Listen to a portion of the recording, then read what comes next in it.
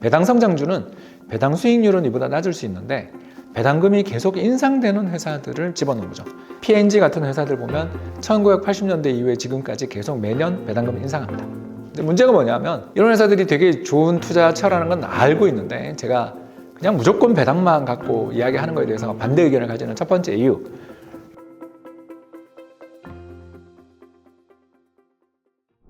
안녕하세요. 이코노미스트 홍춘욱입니다. 오늘은 댓글 읽어드립니다 시간이 왔는데요. 재밌는 질문들이 많이 와가지고요. 그 중에서 몇 가지 오늘 짧게 대답을 해보도록 하겠습니다. 먼저 첫 번째 질문은 포트폴리오에 대한 질문이 왔습니다. 자산 배분을 SCHD, 그러니까 배당 성장주라고 하더라고요.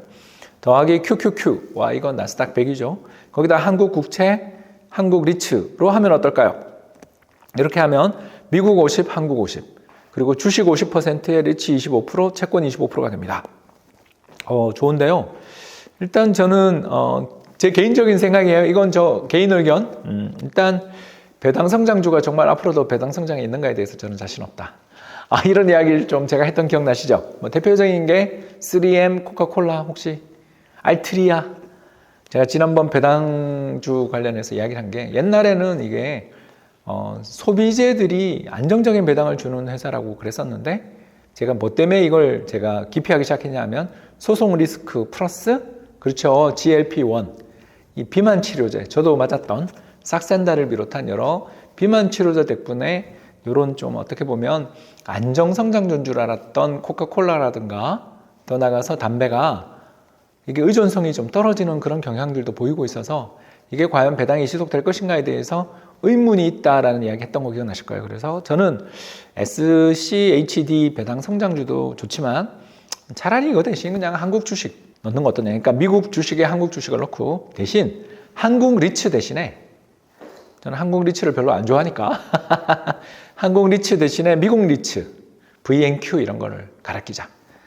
그러니까 왜 그런지 아시겠죠? 한국 리츠를 안 좋아하는 이유는 일단 가장 대표적인 게 SK 리츠 제가 사례 한번 이야기했잖아요. 그 SK 하이닉스의 그 수처리 관련된 정화 시설? 아무튼 그런 거 관련돼 있는 부문이 갑자기 그 리츠에 포함되고 사업에 포함되고 증자해버리고 하는 걸 보면서 우리나라는 리츠도 여전히 좀 이렇게 위험하다. 주주중시 경영하고 좀 거리가 멀다. 이런 이야기를 조금 했던 기억이 날 겁니다. 물론 이제 SK 리츠가 가격이 충분히 내려가고 한다면 또 저는 살 수도 있다고 생각해요. 다만 제가 하고 싶은 이야기는 뭐냐면 SK 리츠가 지금 매력이 있다 없다라는 이야기를 하려는 게 아니라 장기적인 투자 대상 자산으로 한국 리츠가 적합한가 이야기를 하는 거죠. 그래서 저는 아직 신뢰를 얻지 못하고 있다. 그렇다면 미국 배당 성장주 대신에 미국 리츠를 넣고 그리고 한국 리츠 대신에 주식을 넣으면 이거 상당히 좀 괜찮은 포트폴리오가 아니겠는가 이런 생각을 하게 됩니다. 일단 좋은 질문 감사하고 제 의견까지 덧붙였으니까 참고하시면 좋을 것 같습니다. 이제 두 번째 질문 가도록 하겠습니다. 배당주와 배당 성장주 어떻게 다른가요? 라는 아주 좋은 질문이 있는데요. 간단하게 말씀을 드리자면 배당을 잘 주는 회사의 기준은 뭐냐면 배당 수익률입니다. 배당 수익률이 뭐냐? 주당 배당금과 주가의 비율이죠. 예를 들어서 어떤 회사가 500원에 배당을 주는데 주가가 5,000원이다. 그러면 얼마예요? 10%. 그러니까 이런 식으로 배당을 잘 주는 회사들을 모은 게 배당주. 이렇게 생각하시면 되겠고요. 배당 성장주는 배당 수익률은 이보다 낮을 수 있는데 배당금이 계속 인상되는 회사들을 집어넣은 거죠. 제가 좋아하는 바로 프록트앤갬블 같은 회사들이 여기 들어가는 거죠. P&G 같은 회사들 보면 1980년대 이후에 지금까지 계속 매년 배당금을 인상합니다. 이런 회사들이 이제 배당 성장주죠. 근데 문제가 뭐냐면 이런 회사들이 되게 좋은 투자처라는 건 알고 있는데 제가 그냥 무조건 배당만 갖고 이야기하는 거에 대해서 반대 의견을 가지는 첫 번째 이유. 일단 배당주가 주가가 폭락해서 배당주가 되는 경우가 있어요. 아까 이야기했죠?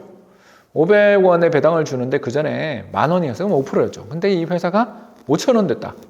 와, 이거 배당주다 하고 사야 되는가? 혹시 그 회사 파산 리스크는 없나? 실제로 2008년, 9년에 미국 배당주가 이 꼴이 났거든요. 배당주의 대부분 금융주가 들어가는데 금융기업들 파산했잖아요. 기억나시죠? 그죠?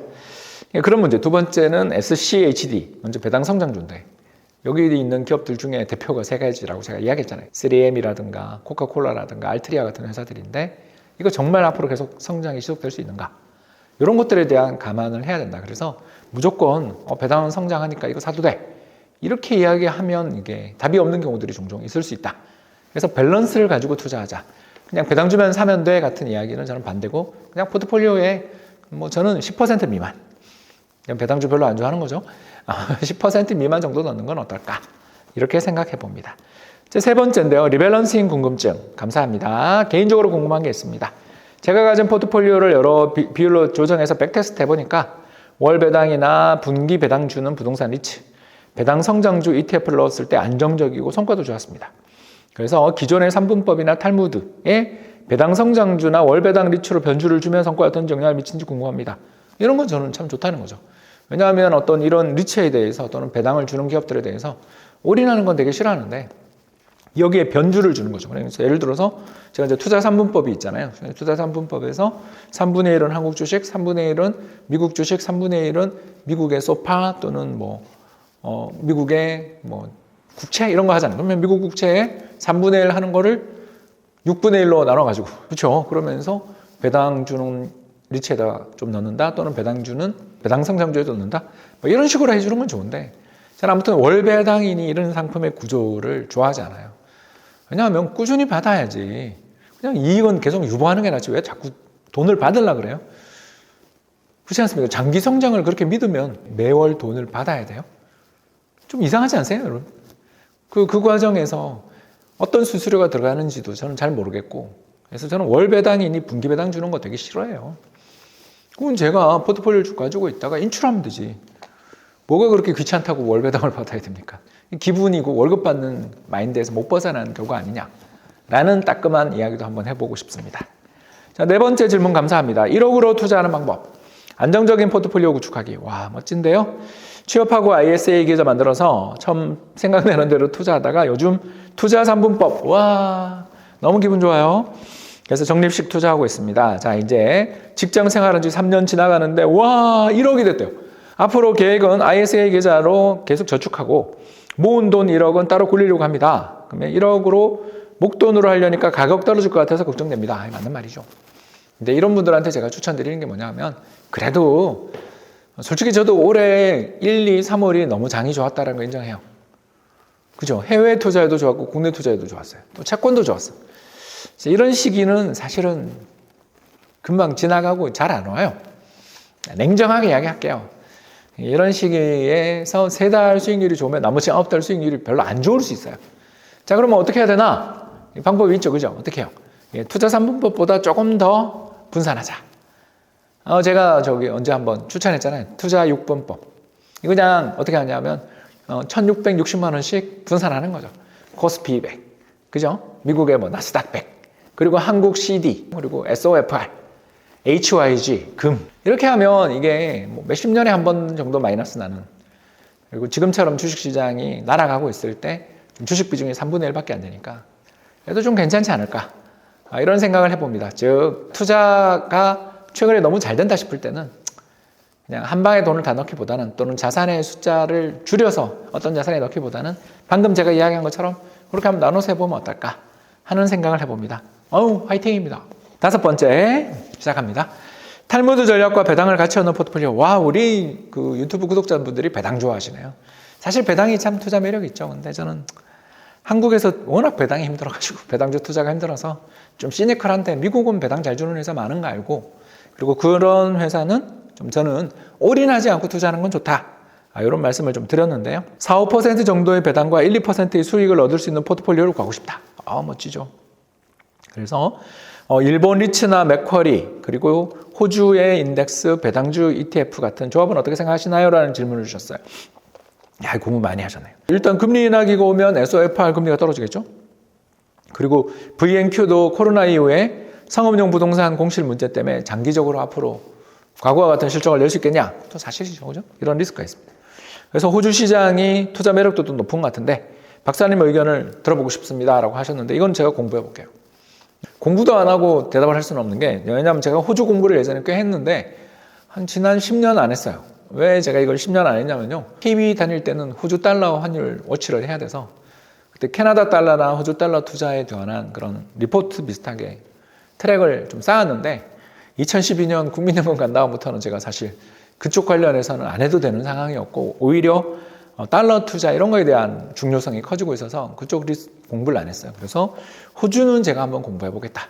라는 말씀을 드리며 요거는 제가 다음에 한 번 더 기회를 주시면 더 말씀을 드리겠다. 마지막은 SOFR ETF, 달러 선물 ETF, 미국채 10년 선물 ETF 어떤 게 더 매력적인가요? 라고 질문 주셨는데 이게 금리 인하기에는요 그 미국 국채 10년이 좋고요. 이게 거의 정해져 있어요. 그리고 지금처럼 이자 좀 잘 주고 단기 금리는 높은데 장기 금리가 낮아요. 이럴 때는 소플이나 달러 선물 ETF가 좋죠. 그래서 사실 둘 다 비슷해요. 그죠? 근데 달러 선물 ETF는 아시는 것처럼 IRP나 이런 데 넣기가 좀 그러니까 이런 거는 이제 대체하기 위해서는 다른 상품들을 투자해야 되는 경우들도 있고 그러니까 아무튼 이름에 뭐 선물 붙어 있고 그러면 좀 안 되는 계좌들도 있을 수 있으니까 그런 대체 자산으로 생각해서 보시면 좋을 것 같습니다. 그래서 여기 나와 있죠. 소플이 달러 스위칭하기가 더 간편하면서 총보수가 낮다라는 그런 이야기 하셨는데 그래서 제가 요새 좀 이걸 추천하는 거죠. 맞는 말씀 같습니다.